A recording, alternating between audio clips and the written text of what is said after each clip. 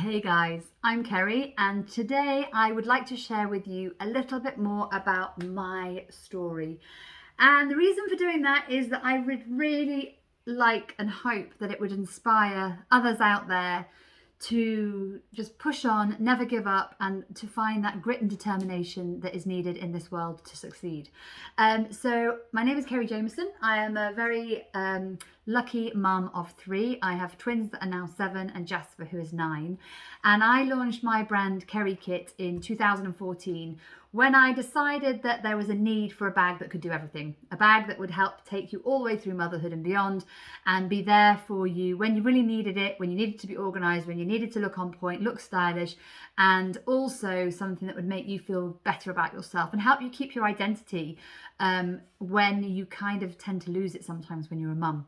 Now, that's just the basic story. I launched in 2014 while I was bringing up my twins. They were fairly newly born. I was on maternity leave, and I started my debut collection whilst I was on maternity leave, knowing that I couldn't really do the job I'd loved after having kids meant that I was kind of looking for what my next sort of career would be post having children, and so Kerry Kit was born, my 4th child.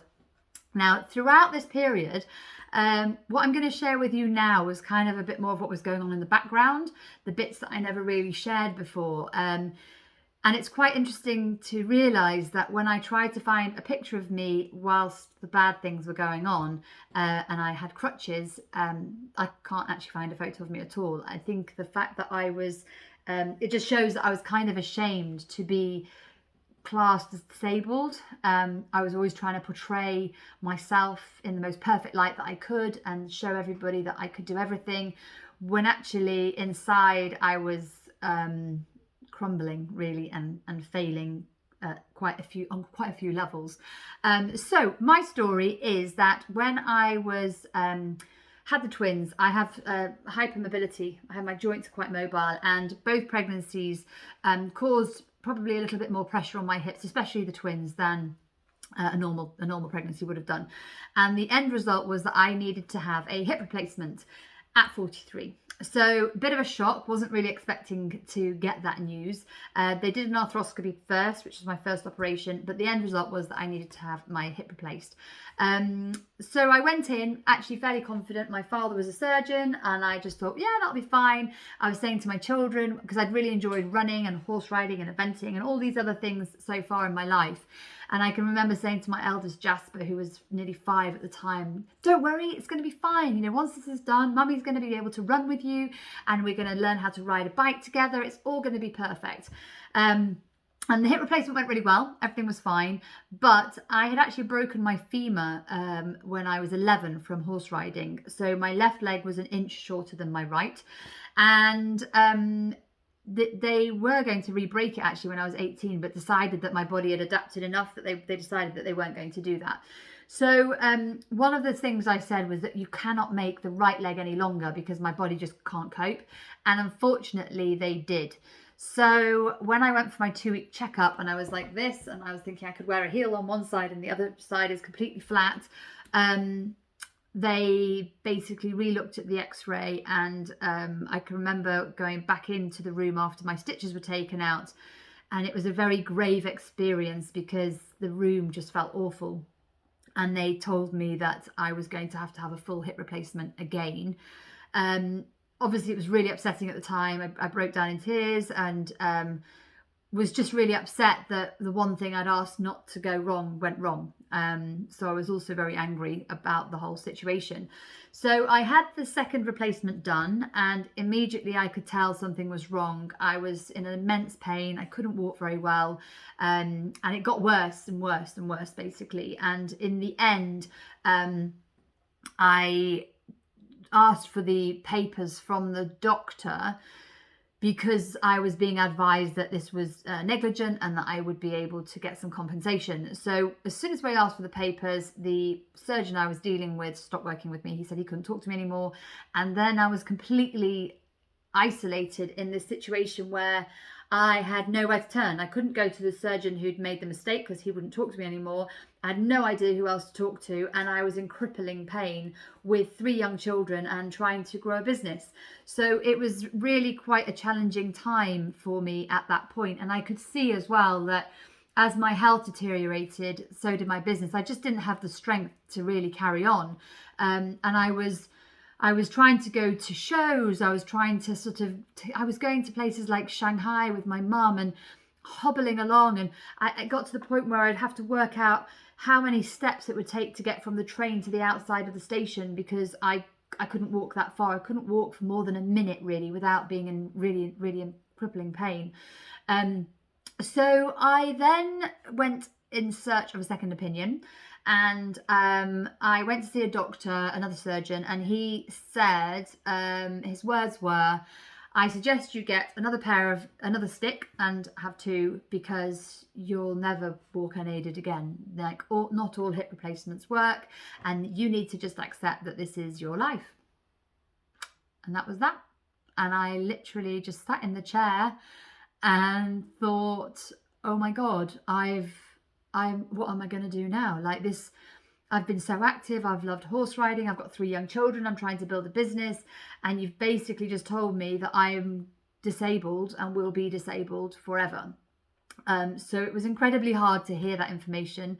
And I just didn't know what to do next. I really didn't know what my next move was going to be. So I carried on looking. I just thought, this can't be it. This can't be the end for me. I can't accept this is the end, basically. So I went in search for extra people. I went through Google. I was looking for everything, and then I came across this hip impingement specialist. And I just thought, oh, maybe that's what it is. Like, it is feeling like it's trapped, like something really painful is trapped in my groin. So I went to see him, and I can just remember thinking, like, it just reminds me how broken I really was at the time, because I remember thinking, whatever you do, just don't cry, just don't cry, just don't cry, just be really factual, give them the information. And I think I've always done that. I've always kind of put it in a box and locked it up and thrown it in the corner, and the fact that there's no pictures of me with crutches just goes to show that I was really ashamed of my disability. Anyway, I walked in to see Professor Shoulders, and I sat down and I burst into tears. I think I probably cried for about 5 minutes before I even said my name. And it just goes to show, like, I just think I've been holding everything in for so long and trying to stay strong, brave and everything. And I just hit the end, really. I'd literally hit rock bottom. But he was amazing. He was utterly amazing. And he sent me off for injections, and dye was put in my hip, and all these different things were done.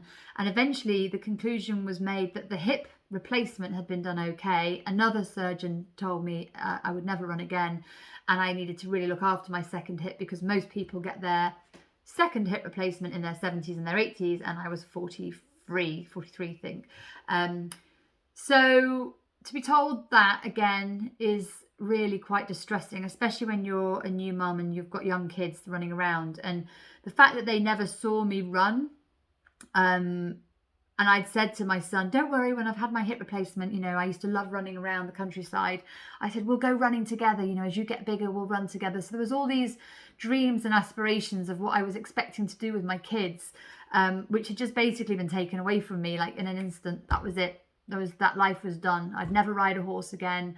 I'd never run. I'd never walk. I'd never do sport. I'd never play tennis with my children. Never teach them to ride a bike. And it was just so utterly, I was just so desperate.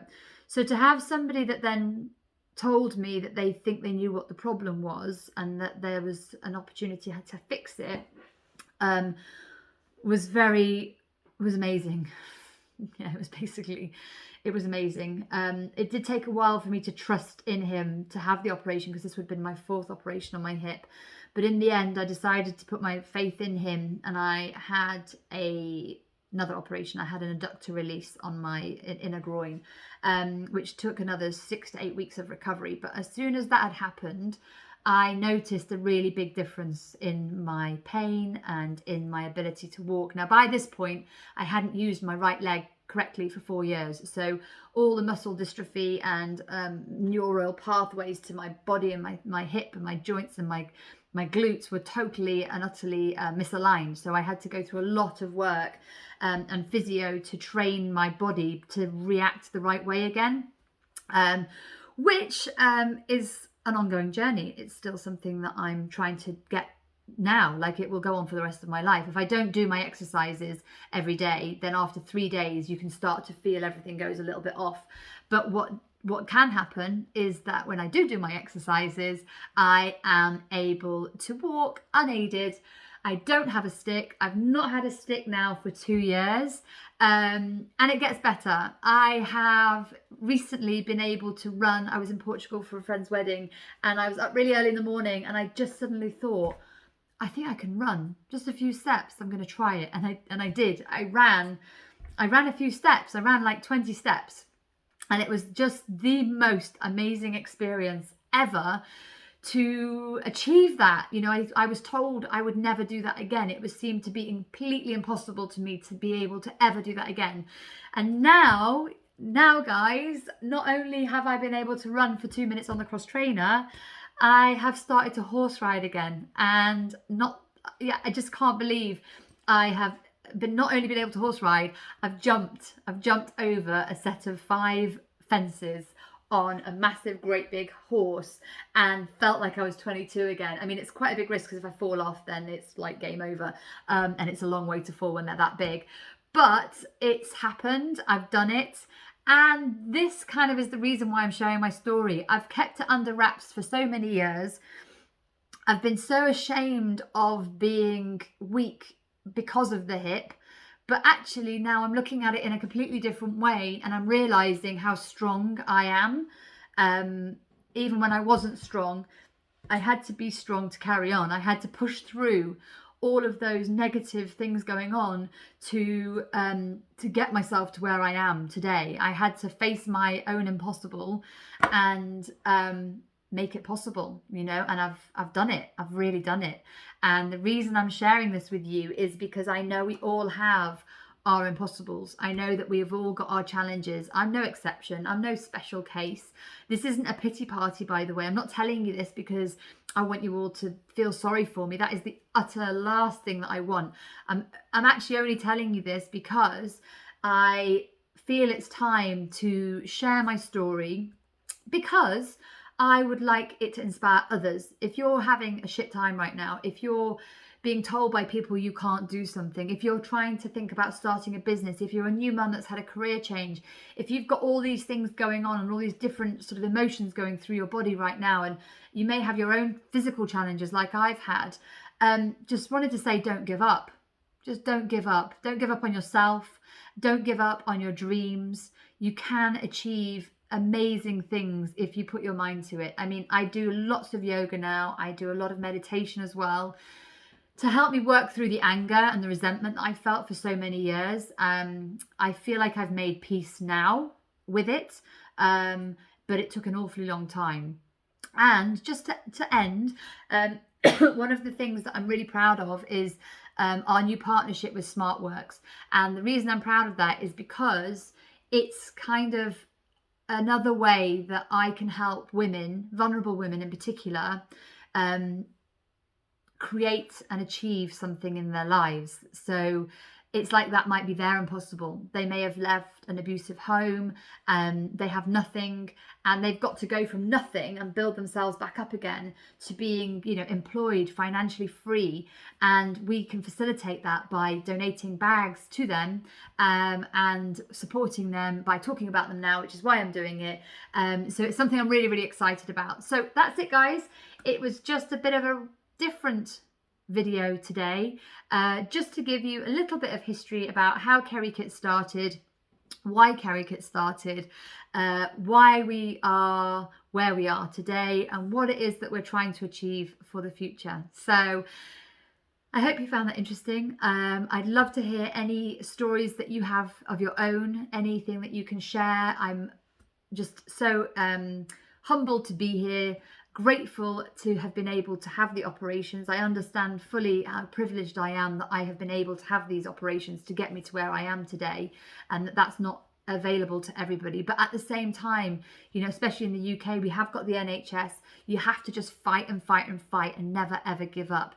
And eventually I fully believe that you will make your impossible possible.